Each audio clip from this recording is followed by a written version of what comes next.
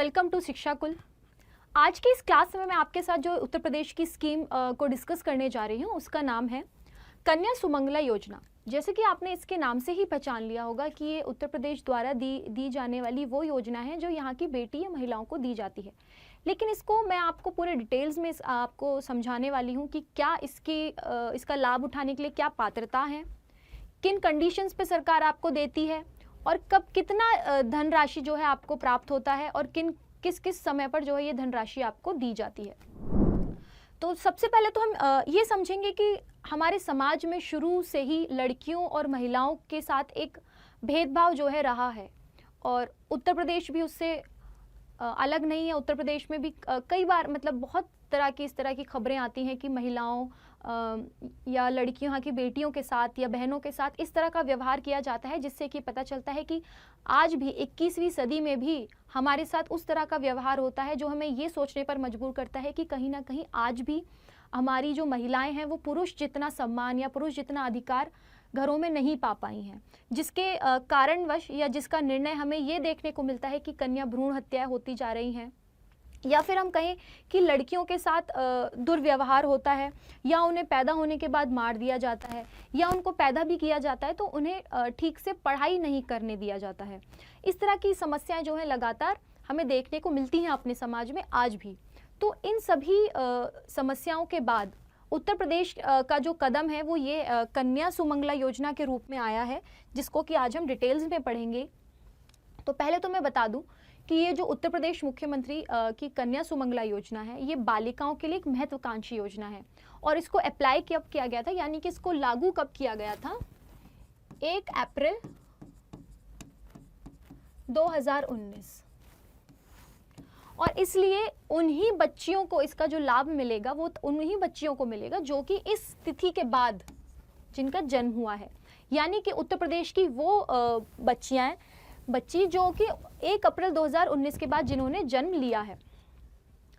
और इसका एक और उद्देश्य ये भी है कि कन्या भ्रूण हत्या तो रोकी जाए, साथ ही साथ बाल विवाह भी रोका जाए और उनकी पढ़ाई पर कोई भी ऐसे प्रतिबंध ना लगा पाए, किसी को बेटियां जो है वो बोझ ना लगे। इसलिए सरकार जो है ये एक आर्थिक मदद जो है लड़कियों की करती है। तो कब कब ये मदद होती है और क्या धनराशि जो है बच्चियों को मिलती है वो मैं आपको बताती हूँ। तो सबसे पहले मैं आपको बता दूं कि ये जो धनराशि है ये पहले 15,000 जो है सरकार द्वारा दी जाती थी, जिसे अब ये बढ़ाकर 25,000 कर दिया गया है। तो ये 25,000 आपको किस किस तरह से मिलते हैं वो मैं आपको बताती हूँ। तो सबसे पहले जो सरकार देती है वो 5,000 रुपए देती है सरकार। लेकिन कब? ये 5,000 रुपए जो सरकार आपको देती है वो बालिका के जन्म होने पर देती है उसके माँ बाप को। बालिका के जन्म पर। इसके बाद जो दूसरी राशि आपको सरकार के द्वारा मिलती है वो तब मिलती है जब 1 वर्ष पूरा हो जाता है। और ये कितनी धनराशि होती है? ये होती है 2,000 रुपए।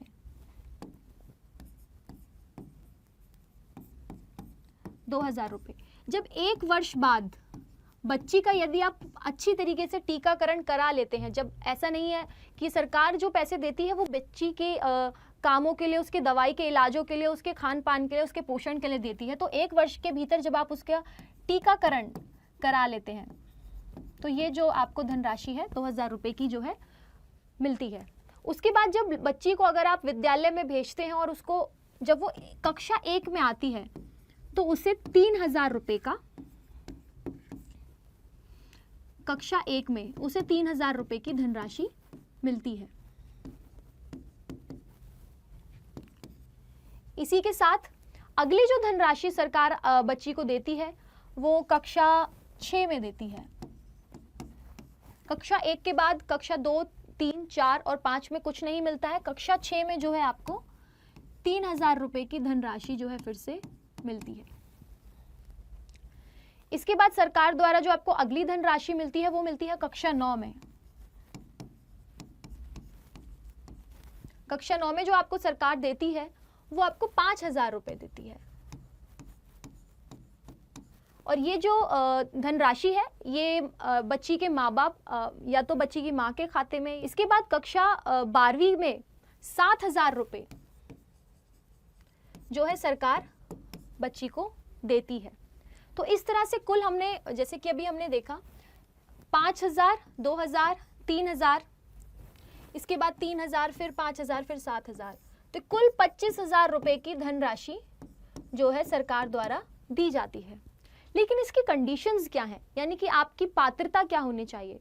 तो सबसे पहला जो पॉइंट है कि ये जो योजना है ये एक परिवार की केवल 2 बेटियों को ही मिल सकती है। यदि आपके घर में 3 या 4 बेटी हैं तो आप किन्हीं भी 2 बेटियों को जो है ये योजना का लाभ दिला सकते हैं। इसके साथ ही आपके घर की जो आय है वो 3 लाख रुपए से कम होनी चाहिए।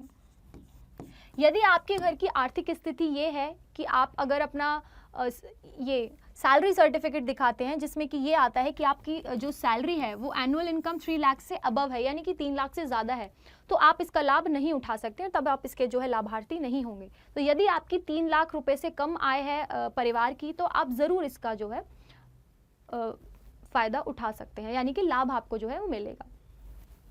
योजना में उन्हीं परिवार की बालिकाएं जो है पात्र होंगी जिनकी वार्षिक आय 3 लाख रुपए से अधिक नहीं होगी, जो कि मैंने अभी आपको पॉइंट बताया, अच्छे से एक्सप्लेन किया कि ये 3 लाख रुपए का महत्व क्या है। यानी कि 3 लाख की अगर आपकी कम आय है तो आप ज़रूर आप उत्तर प्रदेश की सरकार से ये योजना का लाभ ले सकते हैं। और एक परिवार की केवल 2 ही कन्याओं को जो है ये योजना मिलेगी। अच्छा, इसके लिए अगर आपको अप्लाई करना होगा तो आप कैसे करेंगे। उत्तर प्रदेश सरकार ने मुख्यमंत्री कन्या सुमंगला योजना का एक पोर्टल बनाया हुआ, यानी कि एक वेबसाइट बनाई हुई है जहां पर आप उसका ऑनलाइन रजिस्ट्रेशन कर सकते हैं। तो अगर आपको इसके लिए अप्लाई करना है तो आपको ऑनलाइन ही करना पड़ेगा। इसका कहीं भी आप ऑफलाइन नहीं, इसका जो है फॉर्म या कोई सर्टिफिकेट नहीं मिलेगा आपको, इसके लिए आपको ऑनलाइन ही अप्लाई जो है वो करना पड़ेगा।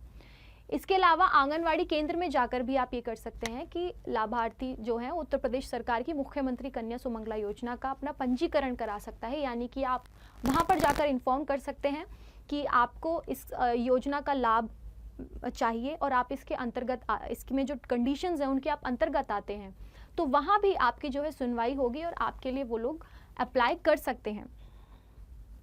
तो इस योजना के तहत मैंने आपको बताया कि क्या क्या आप कैसे कैसे लाभ मिलेगा आपको और क्या क्या इसमें कंडीशंस हैं। लेकिन इसके साथ एक जो छोटा सा पॉइंट है वो ये है कि हम अगर इसके लिए अप्लाई करना चाहते हैं तो हमें डॉक्यूमेंट्स क्या क्या चाहिए होंगे। तो कौन कौन से डॉक्यूमेंट्स की नीड होगी आपको, मैं आपको बता देती हूँ। तो जिन जिन डॉक्यूमेंट्स की आपको नीड होने वाली है वो हो सकता है आपका स्थायी निवास प्रमाण पत्र, क्योंकि ये उत्तर प्रदेश सरकार की योजना है तो आपको केवल उत्तर प्रदेश का ही निवासी होना चाहिए। साथ ही क्योंकि बच्ची के जन्म के बाद अगर आप ये इस योजना के लिए अप्लाई कर रहे हैं तो बच्ची का आधार कार्ड तब तक शायद नहीं बनेगा, इसलिए माता पिता का आधार कार्ड जो है आपको इसके लिए लगाना पड़ेगा। साथ ही आपको आय प्रमाण पत्र, जिसमें कि आपको प्रूफ करना पड़ेगा कि आपका जो है 3 लाख से कम है आपकी वार्षिक आय। इसके बाद आपको जन्म प्रमाण पत्र, बच्ची का जन्म प्रमाण पत्र आपको देना पड़ेगा। बैंक खाता जिसके अंदर आपको जो है पैसे मिलेंगे, उस बैंक खाते का वितरण आपको कराना पड़ेगा। और यदि आपने किसी कन्या को गोद लिया है, यानी कि आप उसके लिए भी अप्लाई कर सकते हैं। अगर आप किसी की बेटी को या किसी भी बच्ची को गोद लेते हैं तो उस गोद लेने का भी प्रमाण पत्र आपको दिखाना पड़ेगा कि आपने बच्ची को गोद लिया है। साथ ही आपका एक मोबाइल नंबर होगा जो कि आपके बैंक अकाउंट से अटैच होगा। तो ये कुछ ऐसे डॉक्यूमेंट्स हैं जो आपको ज़रूरत पड़ने वाली है यदि आप इसके लिए अप्लाई करना चाहते हैं। तो इस वीडियो में मैंने आपको ये कन्या सुमंगला योजना का पूरा डिस्क्रिप्शन दिया है कि किस तरह से आप अप्लाई कर सकते हैं या क्या क्या आपको इसकी ज़रूरत पड़ेगी या क्या आपकी पात्रताएं हैं। तो इसी तरह से आगे की वीडियो में हम आपको बताएंगे एक अगली उत्तर प्रदेश सरकार की योजना या हम किसी भी एक योजना के बारे में आपके साथ डिस्कस करेंगे। तब तक आप देखते रहिए शिक्षा कुल।